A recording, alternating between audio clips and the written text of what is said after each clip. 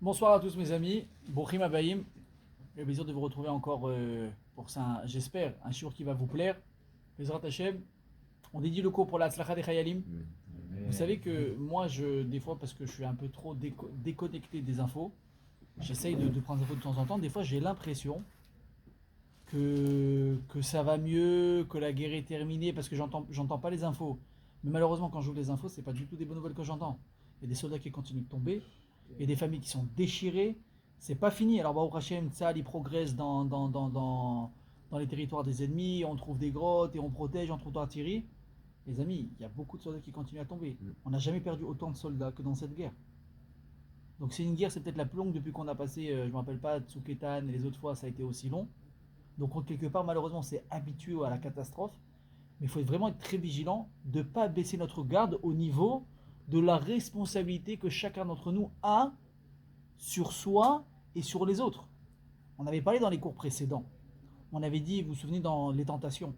Quand on a parlé des tentations, on a expliqué que quand j'ai un choix à faire de mitzvah ou de avera, il faut prendre en compte et croire que le choix que je m'apprête à faire maintenant, de faire une mitzvah ou de faire une avera, c'est pas que ça peut.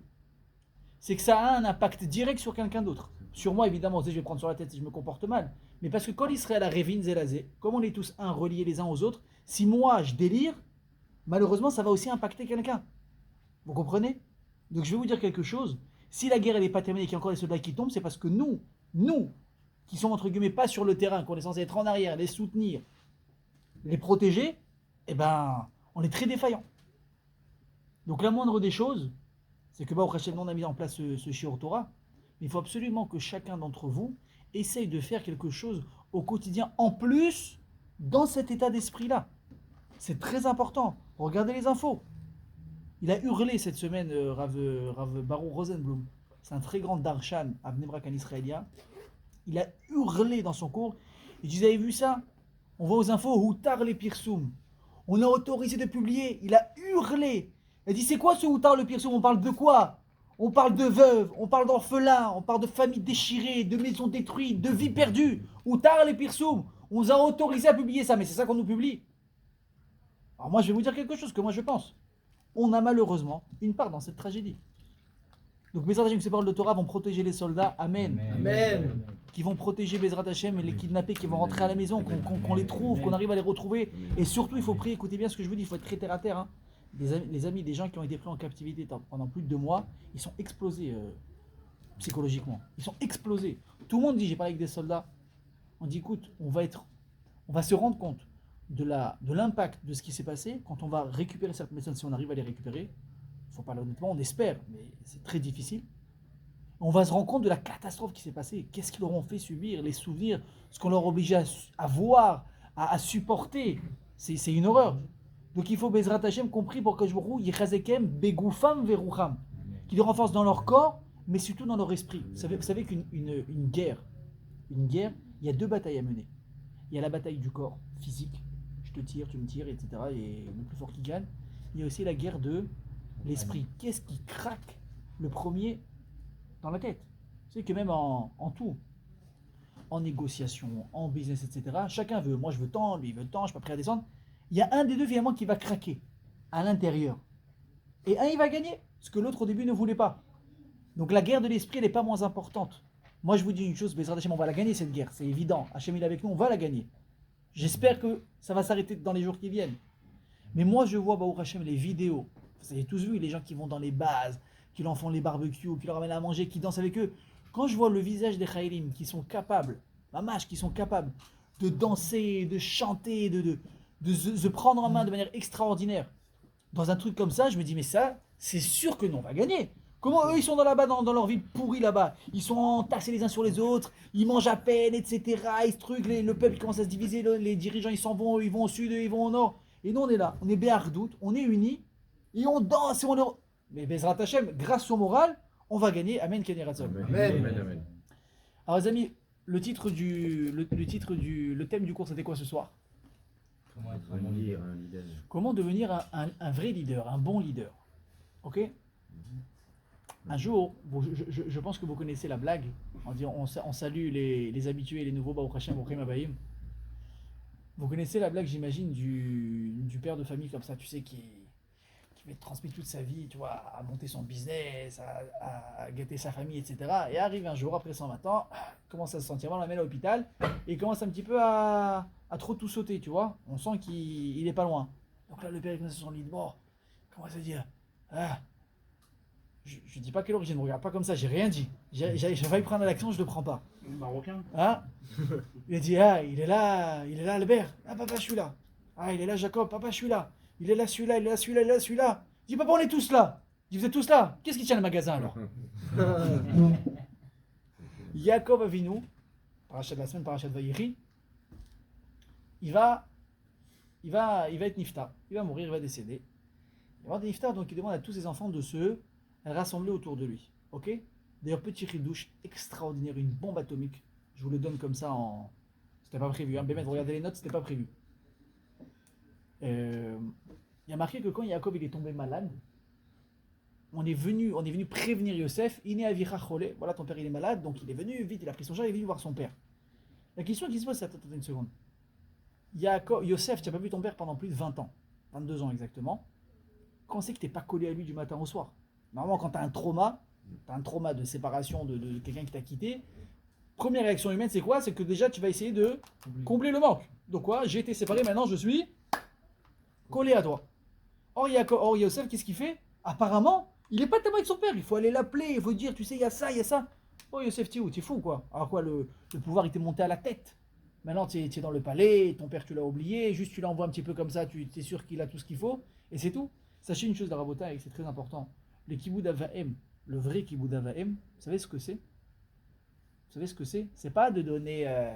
Le mec, Baruch Hashem, il a réussi, il donne comme ça à son père, Baruch Hashem, papa, tu peux arrêter de travailler, je te donne 5 000 euros tous les mois, 10 000 euros tous les mois, et t'es gentil. Tu m'appelles pas trop souvent parce que je suis occupé.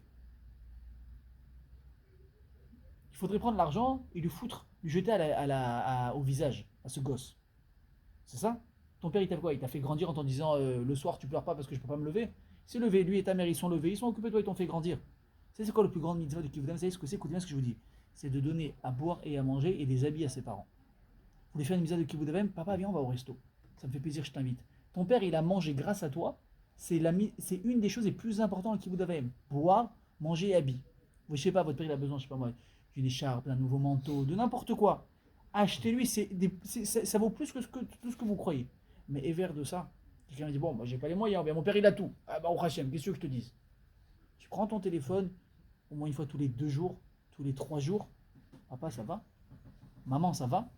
Tu racontes, tout va bien. Maintenant, je vous dis tout de suite, bah, au Hachem, il y a une différence d'âge qui se fait. On a 20, 30, 40 ans, nos parents aussi, ils vieillissent, 60, 70, 80 ans. À un moment donné, les sujets, c'est plus du tout les mêmes. Hein. Ils te répètent en boucle la même histoire toutes les semaines. Ils te parlent des mêmes problèmes. Tu connais déjà l'histoire que ta mère va te raconter.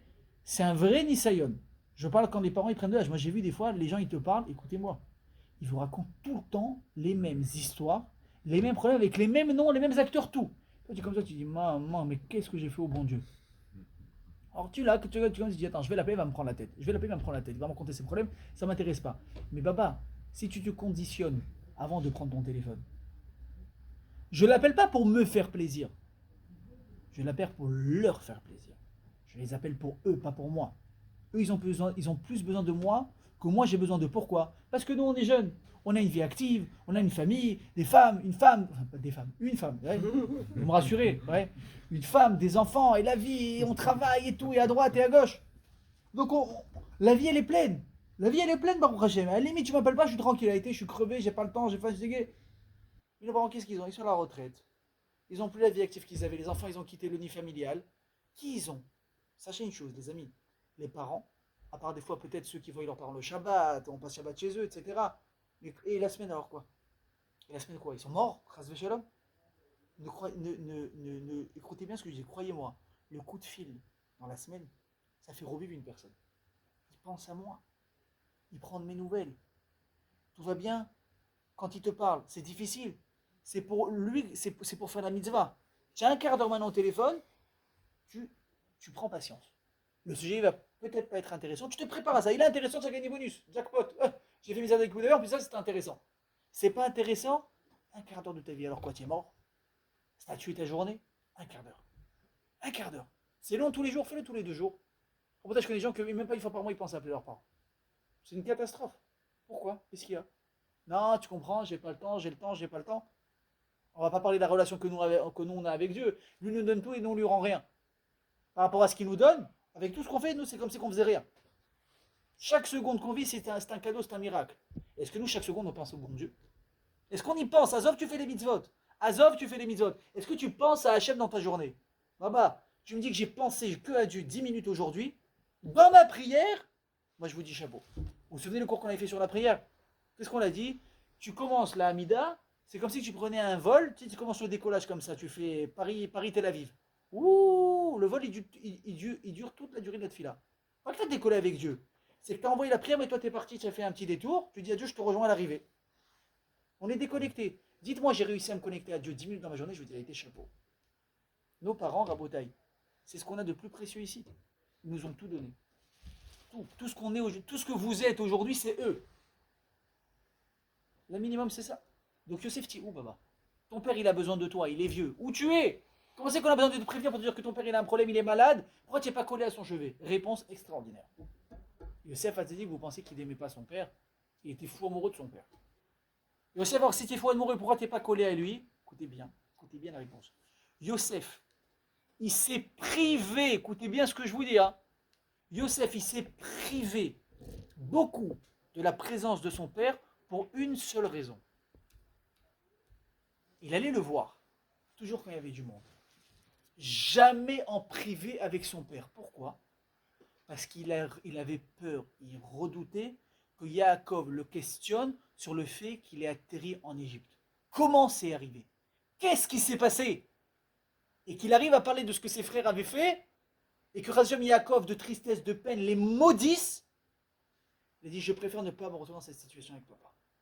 S'il y a du monde, il ne va pas poser des questions gênantes. Tu ne vas pas te dousser comme ça quand tu es en famille, n'est-ce pas? Mais si tu es seul et tu as fini de parler d'un sujet et il y a un silence, dis-moi, au fait, mon fils, j'ai un truc qui me pèse sur le cœur. Yosef, il ne voulait pas ça. Il ne voulait pas arriver. Donc, qu'est-ce qu'il faisait? Il y a du monde, je viens. Il n'y a personne, je ne suis pas là. Il fallait l'appeler. Vous vous rendez compte le sacrifice qu'il a fait pour ses frères? Mais non, vous savez quoi? C'est Minachamim, cette petite intro. Parce que vous allez voir que, au fur et à mesure du cours, on va encore moins comprendre. On va encore moins comprendre le choix de Yaakov Avinu sur la suite. Qu'est-ce qu'il fait Yaakov Avinu, les amis? Yaakov Avinu, c'est le seul dans la Torah, entre Abraham, Yitzhak et Yaakov, les 3 patriarches, qui va réussir, écoutez bien ce que je vous dis, à se séparer de ses enfants avant de mourir, un par un. Donc Yaakov Avinu, qu'est-ce qu'on a dit? Ça a été le seul qui a pu se séparer de ses enfants, un par un avant son décès. Abraham, lui, qu'est-ce qu'il a fait? Il avait 2 enfants, n'est-ce pas? Il avait Yitzhak et Ishmaël. On voit que Abraham, avant de partir, il a béni Yitzhak. On ne voit pas qu'il s'est séparé de Ishmaël. Ishmaël, il a assisté à son enterrement, c'est marqué. Mais il ne s'est pas séparé de lui. Yitzhak, pareil, il avait Yaakov et Esav. Écoutez bien ce que je vous dis. Yitzhak, il a vu Yaakov avant de mourir. Ça, on le sait, Yaakov, il est rentré, il a vu son père. Il n'y a pas marqué dans la Torah qu'il s'est séparé d'eux, qu'il les a bénis, qu'il leur a donné un conseil pour la suite. C'est pas marqué. Yaakov, il va mourir. Il a Blainara, pas 2, pas 4, pas 6 enfants. 12 gosses, 12 garçons. Un par un. Qu'est-ce qui se passe? Comment on dit? Réunion entre 4 yeux avec chaque enfant. La question c'est, quelle sroute il a eu Yaakov Avinu de faire ça par rapport aux autres où ils n'ont pas eu cette possibilité? Question simple pour le début. Ok? Jusque là ça va? Et bon, on continue. Il dit là à Barbanel, écoutez bien ça. À Barbanel, un grand méfarage très intéressant. Il dit surtout que quand on regarde bien Yaakov et les autres, et ses parents, ses grands-parents, Yaakov, il n'a pas eu des enfants niveau midot extraordinaire. Tu vas me dire, bon, peut-être qu'il a eu que des tzadikim. Yaakov, il a eu des enfants avec des gros Yetzerara. Yehuda, Shimon, Lévi, il y a eu beaucoup de problèmes chez les enfants de Yaakov. Donc pourquoi lui, il a eu plus de mérite que les autres? S'il a encore avait 12 tzadikim, je dis, bon, peut-être c'est un cadeau. Mais de la même manière que Ishmaël, il a eu une mauvaise tendance qu'il n'a pas réussi à travailler, et Esav pareil, on a aussi ce gène mauvais, un petit peu, je pèse mes mots exprès, parce qu'on parle quand même des Jvatim, mais je vais expliquer tout ce que je veux dire, chez les Jvatim. Donc pourquoi il a eu plus de mérite? Écoutez bien ça, il demande à Barbanel un truc extraordinaire. Il dit, attends, Vous avez remarqué la manière dont Jacob il s'est séparé de ses enfants, comment elle s'est passée? Il va amener ses enfants. Les 3 premiers enfants qu'il va appeler, qui sont Réhouven, ensuite Shimon et Lévi. Il va se séparer d'eux d'une certaine manière, tous les autres d'une manière différente. C'est quoi? Qu'est-ce qu'il fait Jacob Avinu? Il bénit ses enfants avant de mourir. Mais Réhouven, Shimon et Lévi, ils ne sont pas bénis. Il leur fait des reproches. Réhouven, tu es pas ziz, tu es trop impulsif, tu es un nerveux. Shimon, Lévi, vous n'avez pas honte de ce que vous avez fait avec Shrem. Il est taille. On arrive à Yehuda, et là ça commence les brachot. Il demande à Barben, il fait attends, tu joues à quoi? Si les brachot, c'est fait pourquoi? Pour les renforcer, les bénir avant de mourir, ben bénis les 12. Toi tu fais une différence. Mais si tu veux dire non, je ne cherche pas maintenant à les caresser dans le sens du poil, je veux leur donner aussi un petit peu de moussard. Il faut leur dire avant de mourir qu'est-ce qui ne va pas chez eux. Comme ça, ils vont se travailler. Alors pourquoi tu en fais que 3 sur 12? Manafchar, tu ne peux pas jouer comme ça. Jusque là, ça va. Il dit à Barben un truc extraordinaire. Yaakov Avinu, il n'a pas rassemblé ses enfants pour leur donner des brachot avant de mourir. Pas du tout. Il a fait un conseil général de famille dans un seul but. De nommer qui va être celui qui va prendre la suite ultime. Qui va hériter de quoi? De la malchoute. Parce qu'on peut être Cohen, on peut être ce que vous voulez. Celui qui dirigeait tout la Israël, c'était qui? C'était pas le Cohen Gadol. C'était pas le plus grand Talmid Chacham. C'était pas le plus grand businessman. C'était qui? C'était le roi. David Ameler, Shlomo Ameler. Avant eux, il y avait Shaoul Ameler. On n'a plus de roi aujourd'hui. Mais Mashiach, quand il va venir, ça va être un roi. Melech HaMashiach. 770, je sais pas. Après, chacun avec sa version de c'est qui le Mashiach. Yaakov Avinu, c'est dans ce sens-là qu'il a fait le conseil de famille. Alors, qu'est-ce qu'il a fait pour ça? Il a dit, écoutez bien ce qu'il dit à Barbanel, il a dû expliquer à ses premiers enfants pourquoi c'est pas eux qui choisissent en tant que roi. Vous avez compris? Parce que normalement, qu'est-ce qui aurait dû prendre la suite? Réhouven. Réhouven que quoi? C'était lui le Bechor. Il aurait dû avoir la malchoute normalement. Il aurait dû avoir la malchoute. Yaakov, il doit lui expliquer pourquoi ça va pas être lui, pour ne pas le vexer. Veut dire quoi, papa, vous imaginez, c'est qui Yehuda? C'est le combienième fils de la famille? C'est le 4e. On a Réhouven, Shimon, Lévi, après Yehuda. Baba, il dit Yaakov, il est obligé de s'expliquer par rapport aux enfants, pourquoi je ne choisis pas à vous? Qu'est-ce qu'il dit à Réhouven? Il dit, toi, papa, tu es un nerveux. Toi, tu es un nerveux. Toi, tu réagis trop vite, tu es un impulsif. Tu dois apprendre à te poser, tu n'as pas compris encore comment ça fonctionne. Et un roi ne peut pas être nerveux, impulsif. Vous imaginez le massacre ou pas? Shimon et Lévi, vous êtes quoi? Vous êtes des Canaïm. C'est quoi des Canaïm?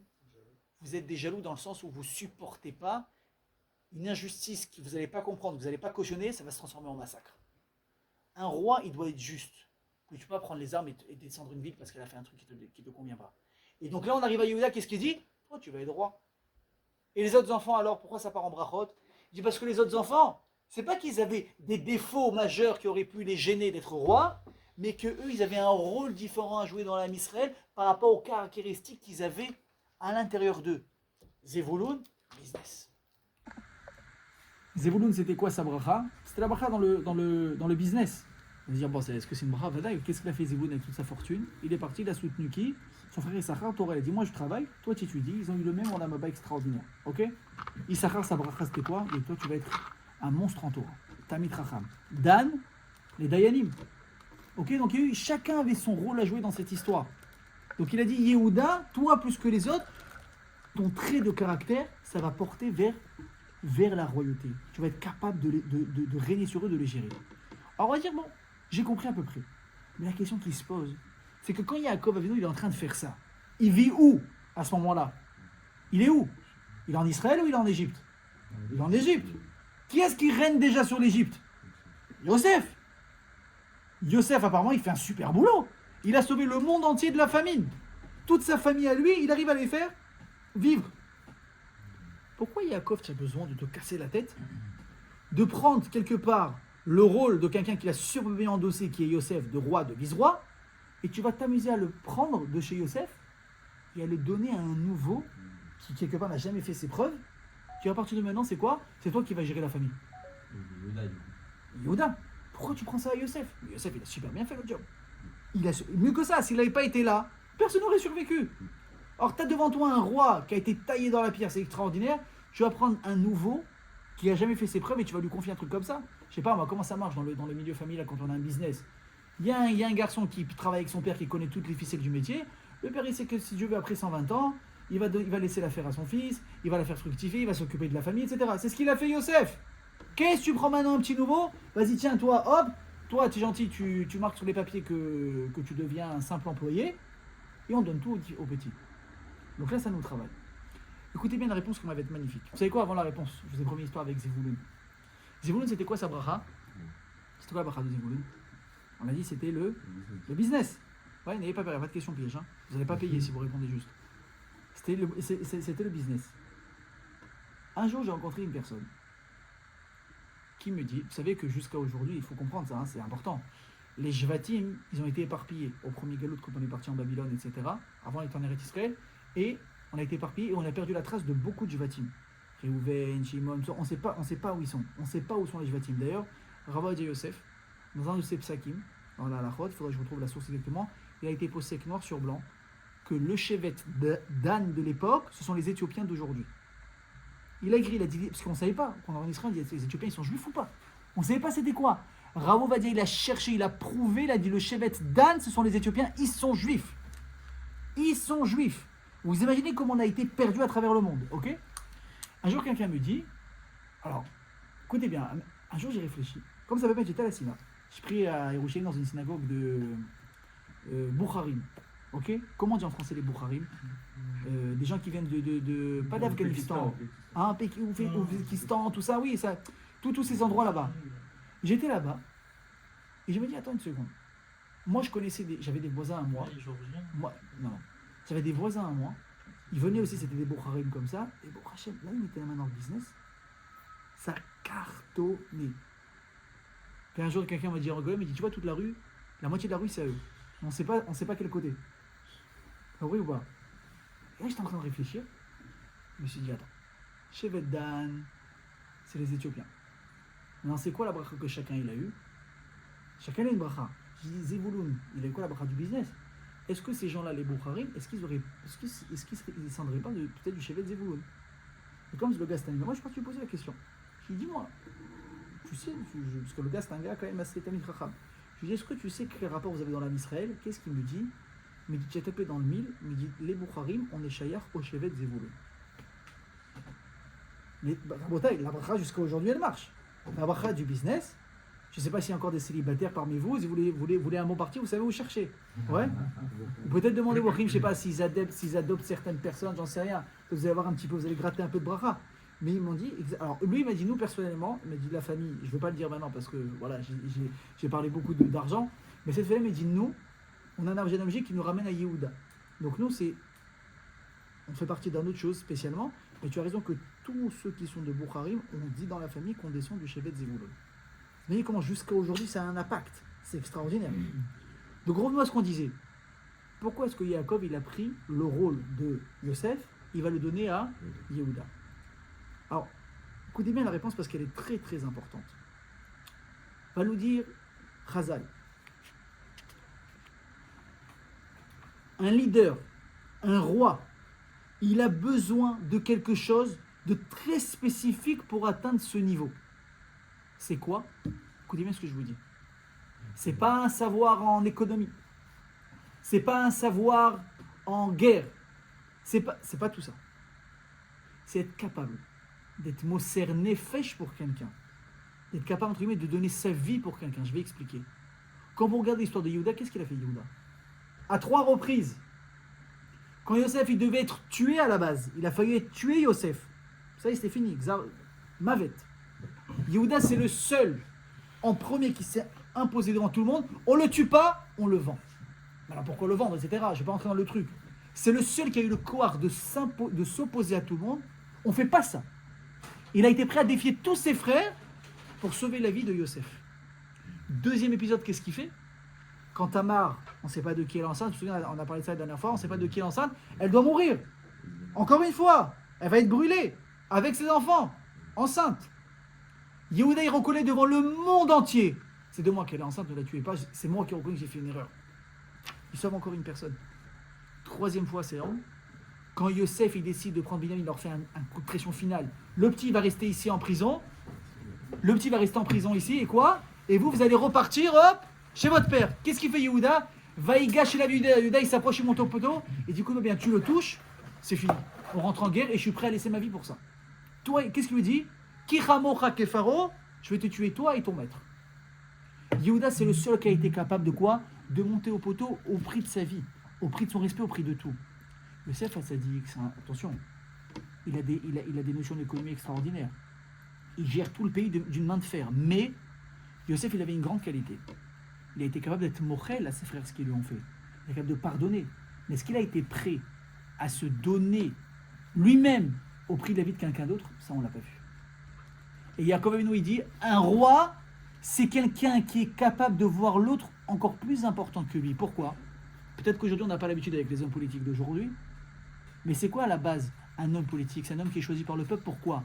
Tu vas regarder l'intérêt du peuple avant ton intérêt à toi. On vote, on te choisit, on t'élit parce qu'on va avoir confiance dans ce sens-là. Mais qu'est-ce qu'ils font tous les gens une fois qu'ils sont au pouvoir? Ils tirent la couverture vers eux. On ne demande plus vraiment notre avis. Et on souffre. Et on refait des élections parce que ça ne va pas, parce qu'on n'est pas content, parce que si, parce que ça. Mais à la base, c'est quoi un poste politique? C'est quelqu'un qui va s'inquiéter pour moi. Pas quelqu'un qui va s'inquiéter pour lui. Yehuda, tu es capable de me donner ta vie. Tu vas être capable de faire passer les besoins de l'autre avant les tiens. Tu vas être capable d'écraser ton cavote pour sauver la vie d'une personne. Tu vas être capable de défier une armée pour sauver la vie d'une personne. Ça, c'est le trait de caractère propre à un leader. Alors les amis, si on a compris ça, on va regarder et dire, alors attends, mais Yaakov Avinu, tu as eu le mérite d'avoir 12 Jvatim quand même. Pas rien. C'est quoi ton mérite? Comment Yaakov il a eu ce qu'on appelle le mérite d'avoir mitato shlema?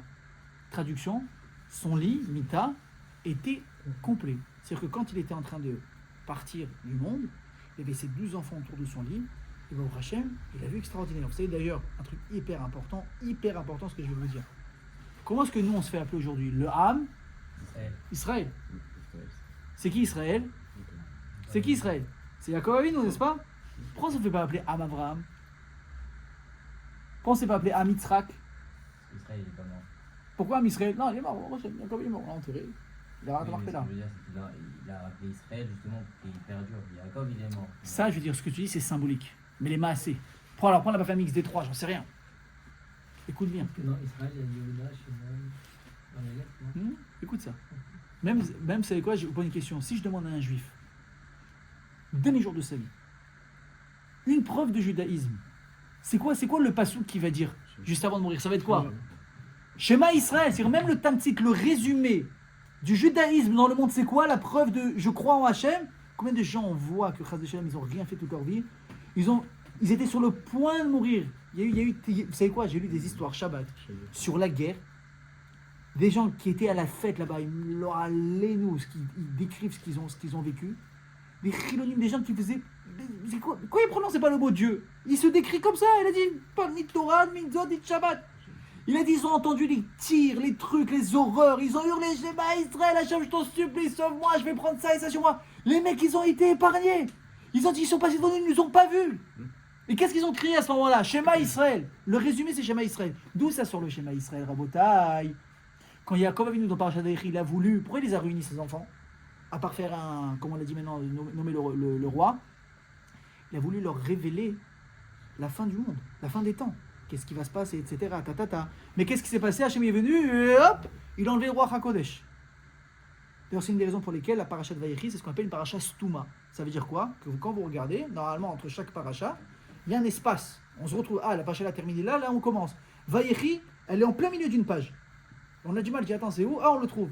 Parashat Stouma, fermé. Pourquoi? Une des raisons, il y en a 3. Une des raisons, c'est parce que Nistam Mimeno roi HaKodesh. Parce que Hachem, il lui a fermé devant lui le roi HaKodesh. Yaakov, quand il a vu ça, il a dit, peut-être que là, il y a un de mes enfants qui n'est pas apte à écouter ce genre de choses, donc la Gdoucha, elle est partie. Il a eu très peur. Il a eu très très peur. Il dit, peut-être qu'ici, il y a un rachat, je ne suis pas au courant. Qu'est-ce qu'ils ont dit, ces enfants? Shema Israël. Israël, notre père, Shema, écoute. Dans le cœur de chacun, Hachem Elokeinu, Hachem Echad. C'est eux qui ont dit pour la première fois le Shema. Vous imaginez ou pas? Et qu'est-ce qu'il a répondu à Yaakov Avinu?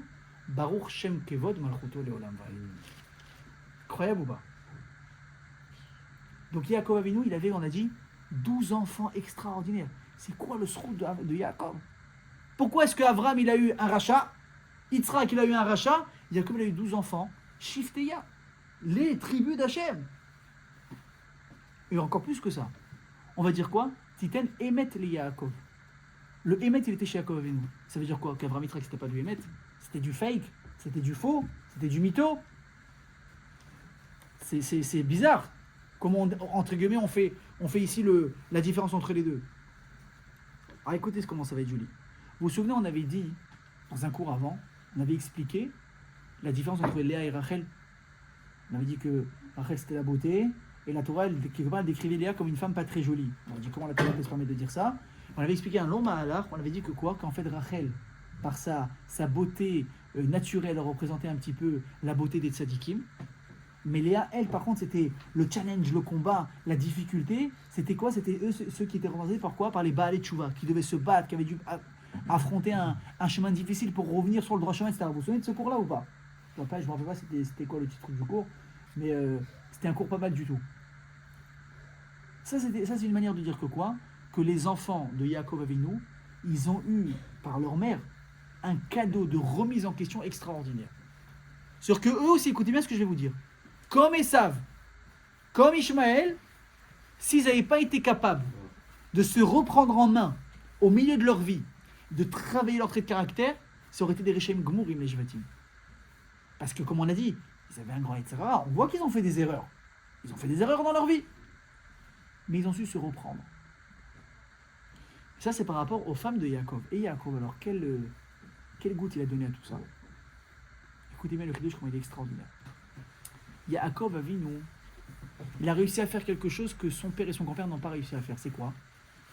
Avram, comment est-ce qu'on l'appelle? C'était quoi la mida d'Avram? Le chesed, n'est-ce pas? La générosité, l'attente à combien de portes? À 4 portes. Tu veux, tu rentres, tu viens, tu manges, Baruch Haba. Yitzhak, c'était quoi sa mida? C'était la gvoura. Mais il y avait une faille, Rabotaï, là-dedans. Il y avait une grosse lacune. C'était quoi la lacune? Avram, écoutez bien ce que je vous dis quelque part, il était trop gentil. La preuve, c'est quoi? Il n'avait pas été capable de réprimander son fils Ishmaël quand il a commencé à partir en freestyle. Même Sarah lui a dit, mais tu comprends pas ce qu'il fait, regarde ce qu'il aura l'impact qu'il a sur Yitzhak. Abraham, il n'arrivait pas à réprimander Ishmaël. Ça, c'est une lacune. Yitzhak, lui, c'était quoi? C'était la gvoura. Mais attention, c'est pas qu'Yitzhak, il était dur avec les gens. Au contraire, Yitzhak, il a vécu reclus dans sa maison parce qu'il était aveugle. Au Latmima, il n'a jamais sorti des Israël. Pourquoi il a vécu comme ça? Yitzhak, il était tellement intransigeant. Et il n'était pas capable de vivre en société. Il dit, je peux pas, c'est un monde de fou. Moi je me referme sur moi-même, mais c'est pas bon. On peut pas vivre comme ça. Qui a été celui qui a réussi à trouver un équilibre juste entre les deux? Yaakov Avinu.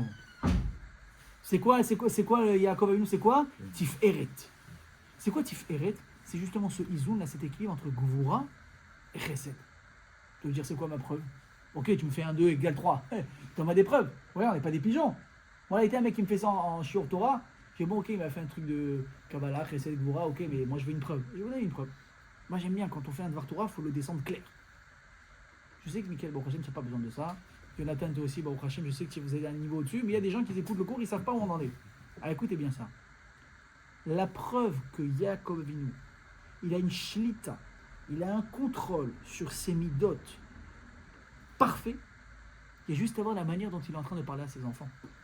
Les 3 premiers, ils arrivent, entre guillemets, ils les épargnent pas. Toi, tu es comme ça, toi, tu es comme ça, toi, tu es comme ça, il a le sang chaud. Arrive le 4e, tac, ça part en brachot, tac, tac, tac, tac. Quelqu'un qui est énervé et qui est sur sa lancée, il va avoir beaucoup de mal à se calmer et à réussir à dire des mots gentils. Tu connais ou pas, quand tu t'es énervé ou pas, tu t'es calmé, tu commences à parler. Bon, ok, on fait ça. Pourquoi tu t'es? Je suis pas énervé, ça y est, je suis pas énervé. Mais oui, tu es énervé. Mais non, je suis pas énervé. Et là, tu recommences à t'énerver parce que le mec t'a dit que tu étais énervé. Tu as du mal à te contrôler. Yaakov, il fait 1, 2, 3 enfants, il arrive au 4e, la bébès. Qu'est-ce qui se passe? Écoutez bien plus que ça. Quand Yaakov, il parle de Shimon et Lévi, il parle de leur, entre guillemets, de leur cruauté. C'est pas de eux qui parlent. Ils parlent de leurs mauvais traits de caractère. C'est très différent. Tu as quelqu'un en face de toi, imaginez ce que je veux dire, tu as quelqu'un en face de toi, tu es en train de lui dire, toi, tu es un gars extraordinaire. Tu as un truc à l'intérieur de toi qu'il faut que tu travailles. Je ne te vois pas noir, mais je vois le noir qui fait partie de ta personne qui est extraordinaire. Mais qui est capable d'avoir un regard comme ça sur une personne? C'est une personne qui a un regard juste, qui sait exactement qui est chacun, de quoi chacun a besoin d'entendre, et qu'est-ce qu'il a besoin d'être reproché et encouragé. Mais ça, il faut arriver à un équilibre de vision extraordinaire, à un équilibre d'analyse parfaite, pour être capable de taper juste. D'ailleurs, vous savez que, même dans ce qu'il va dire à Shimon et Lévi, c'est du chesed mélangé à la gvoura. Pourquoi? Qu'est-ce qu'il va leur dire? Vous êtes trop coléreux. Vous êtes coléreux, vous êtes des canaïm, etc. Vous savez, qu'est-ce qu'il va décréter sur eux, Yaakov Avinu? C'est pas marqué dans les psukim, ça. Il faut farfouiller pour trouver ça.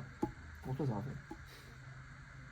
Qu'est-ce qu'il va leur dire? Il va décréter, jusqu'à aujourd'hui, que Shimon, toute la tribu de Shimon, ça va être quoi?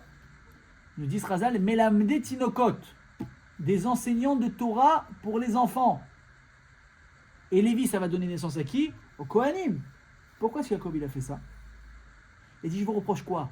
D'être trop coléreux, d'être trop, tout de suite, je prends les armes, je commence à tout casser. Toi, tu vas être enseignant pour les enfants. Tu peux être nerveux avec un enfant. Tu peux être coléreux avec un enfant. Il n'y a personne qui va te prendre. Dis, Maba, vous êtes gentil, vous les profs, les malades, retournez à l'asile, on ne veut pas de vous. Tu veux apprendre à un enfant, tu vas être obligé de tout travailler, d'accepter, de prendre patience, etc.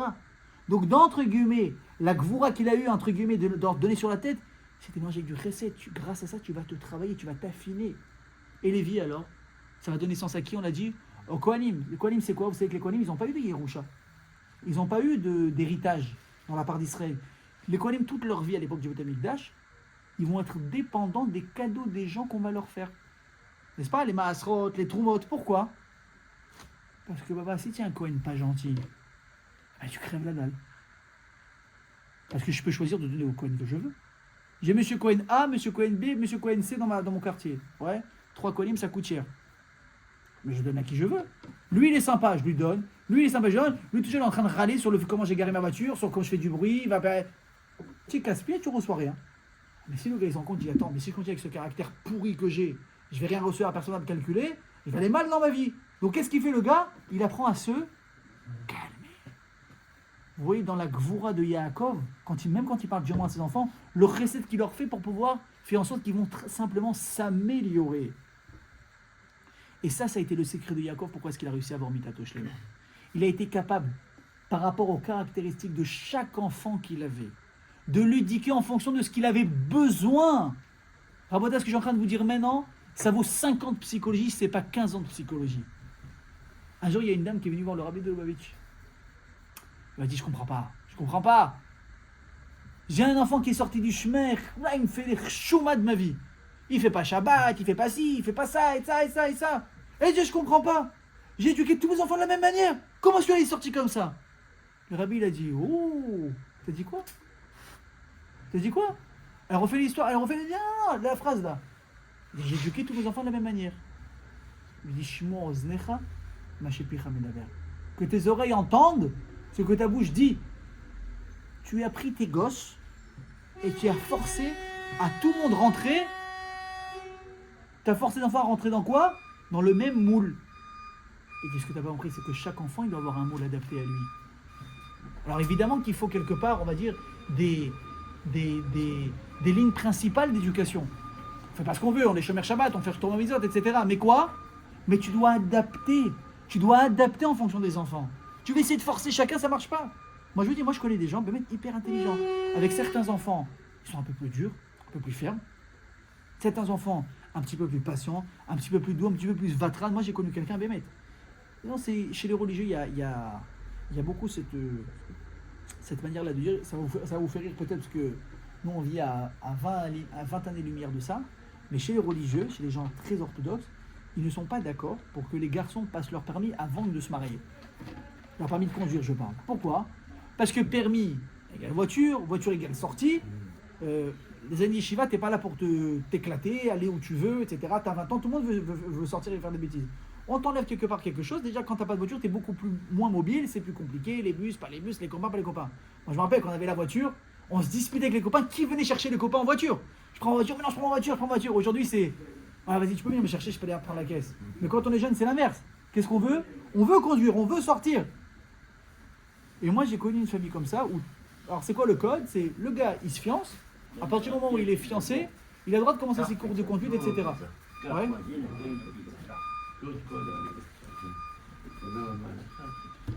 Donc, qu'est-ce qu'on fait avec ça?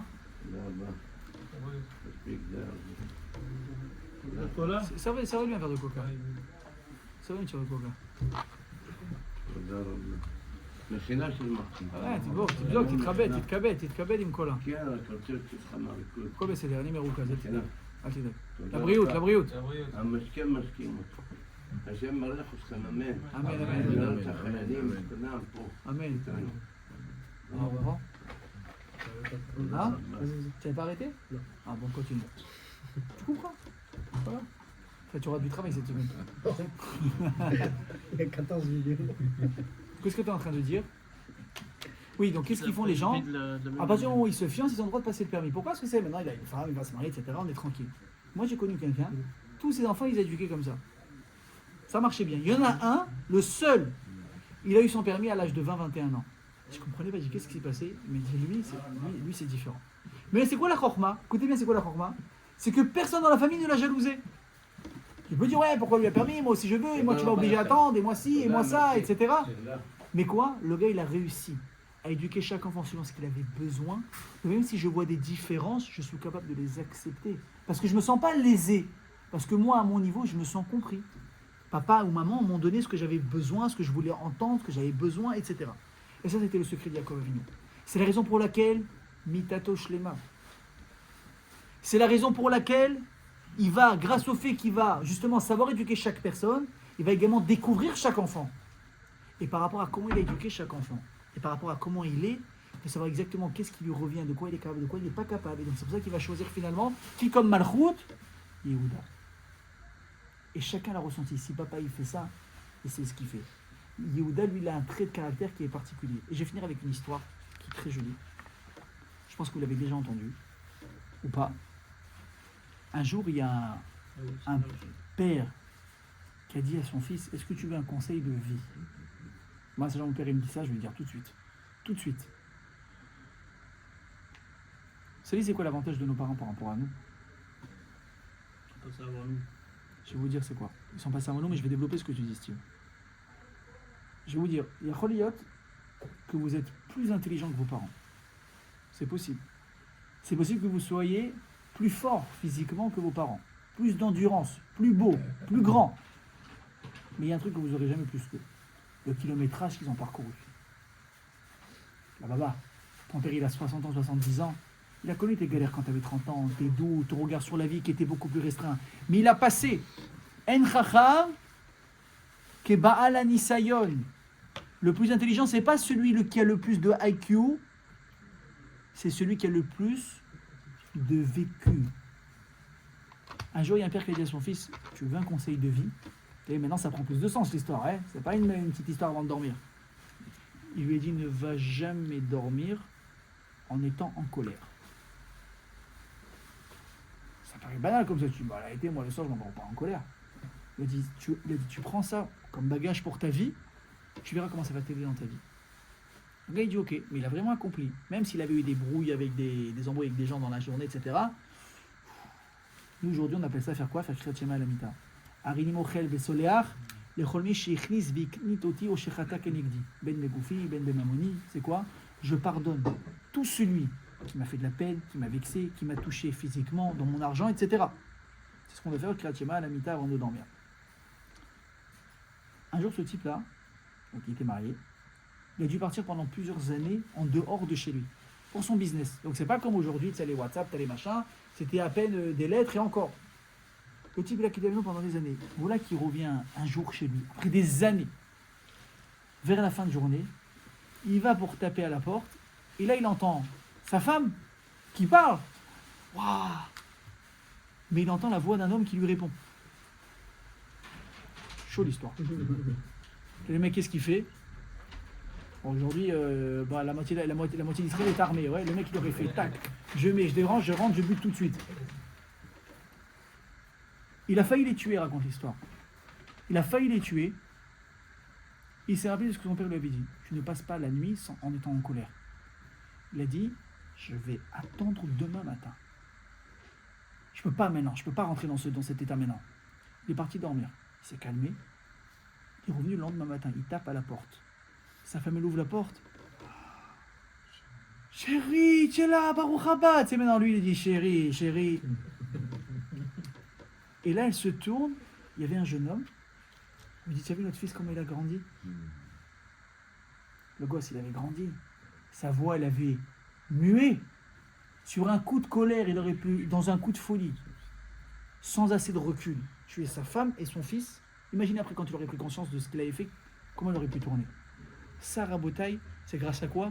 Un père qui a été capable de donner à son fils le conseil qui lui était adapté à lui. Vous comprenez comment tout prend un sens? Alors Rabotaï, il est Ratson. Qu'on soit capable d'être... On a posé la question, c'est quoi être un bon leader? C'est ça être un bon leader. Un bon leader, c'est pas forcément être un roi. C'est pas être un chef de société. Rabotaï, vous allez tous avoir besoin des maisons. Vous êtes le leader de votre maison. C'est vous le pilier de la maison. Écoutez bien ce que je vous dis. Vos femmes, elles vont avoir besoin de vous. Le repère d'une femme, c'est qui? C'est son mari. On dit en hébreu, Miloten Gav Laïcha, qu'est-ce qui donne du dos quelque part à une femme? C'est son mari. Les enfants, c'est qui leur repère? C'est papa et maman, mais c'est beaucoup papa. Vous voulez être des vrais leaders, sachez vous adapter aux gens que vous avez autour de vous. C'est ça un vrai leader. Vous ne pouvez pas être dur tout le temps. Vous ne pouvez pas être doux tout le temps. Dur avec tout le monde, doux avec tout le monde. Il faut savoir adapter, comme on dit, une main de fer dans un gant de soie. Il faut savoir avoir cette souplesse. C'est un art, Rabotaï, c'est un art. Quand vous voyez des fois des patrons de société, ils sont haïs par leurs employés. Et des fois des gens extraordinaires. Aujourd'hui, j'ai eu une journée Baruch Hashem de fou. Une des choses que j'ai fait aujourd'hui, ça a été quoi? Je suis parti là dans les hôtels de Natania, le Highland et tout ça. J'avais là-bas un siour cacheroute. C'est quoi un siour cacheroute? Je suis en train de faire un cours sur toute la cacheroute, les halachot, les machins, etc. Tout ça compressé, tu apprends à cachériser plein de choses, des hôtels. Tu sors de là-bas, tu me jettes là où tu es dans le monde, je peux te cachériser ce que tu veux en fonction de ce que je peux, de ce que la halacha autorise. On a rencontré le mashgar cacheroute de l'hôtel. Le gars, bon, évidemment qu'il connaît bien son métier, donc il faut laisser sa halachot parfaitement, etc. Mais il y a un truc qu'il n'a pas arrêté de nous répéter. Et il dit, les amis, vous voulez de la mishma'at? Vous voulez qu'on vous écoute? Vous ne pouvez pas être trop dur. Vous devez donner le change entre la rigueur, mais je suis avec toi. Il a dit, tu vas voir un chef cuisinier, tu lui montres que tu lui prends la tête avec ta halachot, il va te la faire à l'envers à chaque fois. Dès que tu as le dos tourné, il va essayer de faire un truc qui va l'arranger à lui et pas à toi. Si tu lui montres, je suis avec toi des choses que tu ne peux pas, mais je te trouve des solutions adaptées, ça devient ton ami. C'est quoi ça? Ça, c'est la main en fer dans le gant de soie.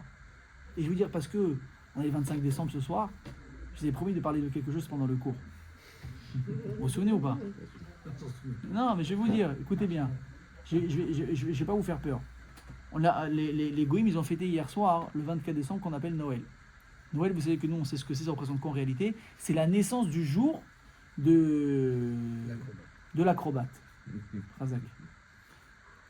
Et le 1er janvier, c'est quoi le jour de l'an? On l'a dit, c'est le jour de sa Brit Mila. Parce que les gens ne savent même pas ce qu'ils fêtent. Ouais. Elle dit la Gemara dans Sanhedrin, Daf Kufzaïn Amoud Aleph. Sanhedrin, page 107a. Je vais vous lire la Gemara parce que vous allez décoller. Hein. Vous êtes prêts ou pas? Vous savez que notre chasse, le chasse bavi qu'on a, le chasse de la Gemara, il a subi une censure. Les Bnei Israël, quand on a passé des galouillottes et des exils, on nous a obligés à censurer certaines pages de la Gemara pour pas justement qu'il y ait de remise en question sur le pouvoir de l'époque. Donc les chrétiens les ont obligés à censurer et également, de ce que j'ai lu, également donné les Russes. Quand vous les utilisez votre Gemara, Baruch Hashem, aujourd'hui on lit, vous avez des petites notes sur le côté et il y a les petits ajouts qui ont été faits aujourd'hui. Il y a ça, avant la censure c'était marqué comme ça et comme ça. Écoutez ce qu'elle dit la Gemara dans Sanhedrin, vous allez devenir fou. Tanou Rabanan, Rabban ils enseignent, Léolam te small doré, veyamin mekarevet. Toujours un homme il doit avoir quoi? La main gauche qui repousse, mais la main droite qui rapproche. Il explique le Maharsha, un grand Mefaresh, pourquoi la gauche elle pousse et la droite elle rapproche et pas l'inverse? Parce que la main gauche, chez la majorité des personnes qui sont droitiers dans le monde, c'est quoi? C'est la main qui est faible. Dans la on va l'appeler comment? Dans la Ilchot Tfilin, Yad Keha. La main qui est faible. Et c'est la raison pour laquelle on va mettre les tefilines sur la main gauche. Bon, moi je suis gaucher, donc je les mets sur la main droite. Ok? J'ai toujours été un peu différent de tout le monde, faut pas m'en vouloir. Mais la majorité du monde, c'est quoi? Droitier, donc je mets la main sur les tefilines sur la main gauche. Pourquoi? Parce que c'est ma main faible. Il dit le Maharsha, quand tu repousses quelqu'un, c'est avec la main la plus faible. Quand tu vas rapprocher quelqu'un, tu la rapproches avec la main forte.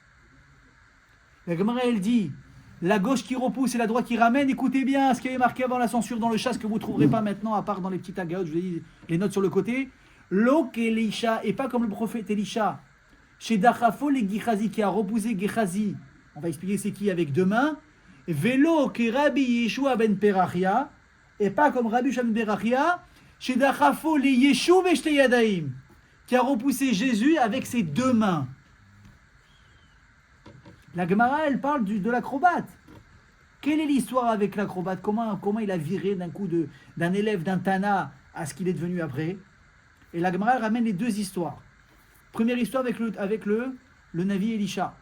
Écoutez bien l'histoire. Il raconte le Navi qu'un jour il y avait à son époque le roi de Tzva Aram, c'est un endroit, je ne sais pas exactement à quoi ça correspond aujourd'hui. Il est venu voir, il s'appelait Naaman. Il est venu voir le prophète Elisha. Il lui a dit, je souffre d'une maladie de peau, donc la tsarat. J'arrive pas, il n'y a pas de traitement à ça, je ne sais pas comment faire. Elisha, qu'est-ce qu'il lui a dit? Il lui a dit, tu vas dans le Yarden, dans le Jourdain, tu te trempes, tu vas sortir, tu vas être guéri. Et c'est pas possible. J'ai fait des bains, j'ai tout fait. Il est sorti la peau d'un bébé. Comme un fou. Il a pris son armée, il a préparé des tonnes de cadeaux. Il est parti voir Elisha, il a dit la vérité, tu m'as sauvé la vie. Tiens, qu'est-ce qu'il a fait Elisha? Sonnez matanot ichye baba. Celui qui a eu les cadeaux, il vit. Pourquoi est-ce que je te donne, je suis redevable et et ça s'arrêtera. Il dit non, Baruch Hashem, ce que j'ai fait, c'est que je veux rien de toi, rien de toi. Bon, il a insisté, il a vu qu'il était devant un mur, il a dit, Bémet, hein, c'est de bon cœur. Ah, ben, moi j'ai besoin de ça, c'est de bon cœur. Le roi, il reprend les cadeaux. Elisha, il avait un élève qui s'appelait comment? Gehazi. Gehazi, il a couru derrière Naaman. Il dit, finalement, Elisha, il veut les cadeaux. Pourquoi il a fait ça? C'est pas pour Elisha. C'est pour son compte à lui. Il a dit, je veux les cadeaux. Il a pris les cadeaux.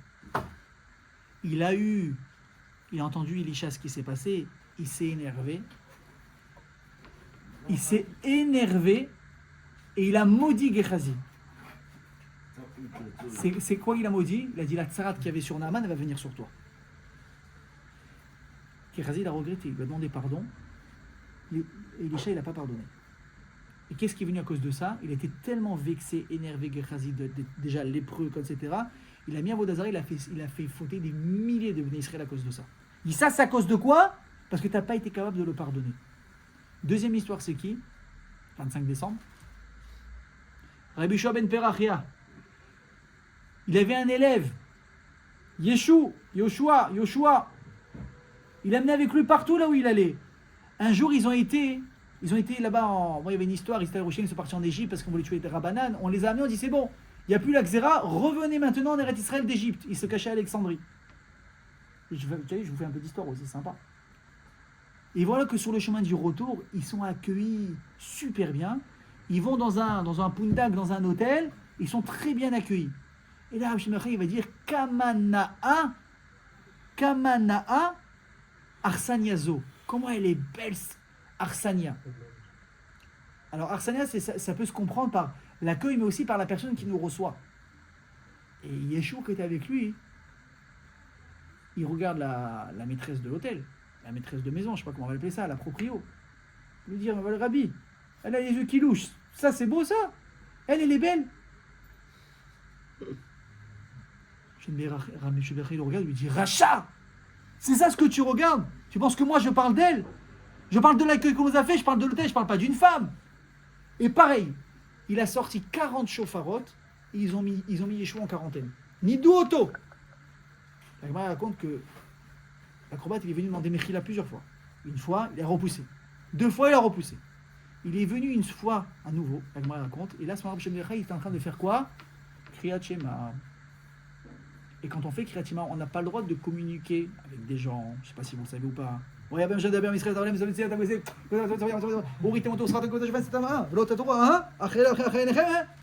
tu fais Shema Israël, tu peux pas. Quelqu'un te dit bonjour, tu peux pas. Yeshua, quand il est venu au Shema, il était en train de faire Kriyat Shema. Donc il lui a fait un geste avec la main. Attends. Il a mal compris le geste. Il a cru qu'il le rejetait à nouveau. Il est parti, il a fait ce qu'il a fait. Rabbi Shmecha, il a vu, après il lui a dit Tarzor Becha. Il dit rétracte-toi, reviens. Il lui a dit j'ai appris de toi que Miché Marti et pas Rabim, que celui qui fait fauter le Ham Israël, en public, il n'a pas de Olam Haba. Pourquoi il est arrivé tellement à cet extrême? Parce qu'il a été repoussé trop de fois. La Gemara dit on apprend Rabotai. Léolam, tes small docha, Biyamin Mekarevet, ne joue pas à cette force qui va être mal équilibrée. Parce que Chaz Veshelom, comment on appelle ça? Les répercussions, ils peuvent être terribles, irréversibles. Rabotai, si jusqu'à aujourd'hui, il y a cette religion qui existe, ça a été un peu de notre faute.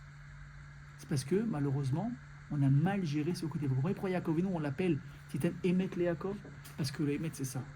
C'est être capable de mixer dureté, mais gentillesse. Je suis dur, mais je suis également indulgent quand il faut. Il est rationnel qu'on soit capable d'être des bons leaders, chez nous à la maison, autour de nous, mais surtout, Rabotai, je répète, auprès d'Akadosh Baruch Hu, d'être capable de lui rendre ce qu'il nous donne. Amen. Kenye Ratzon Chazak Baruch Hu.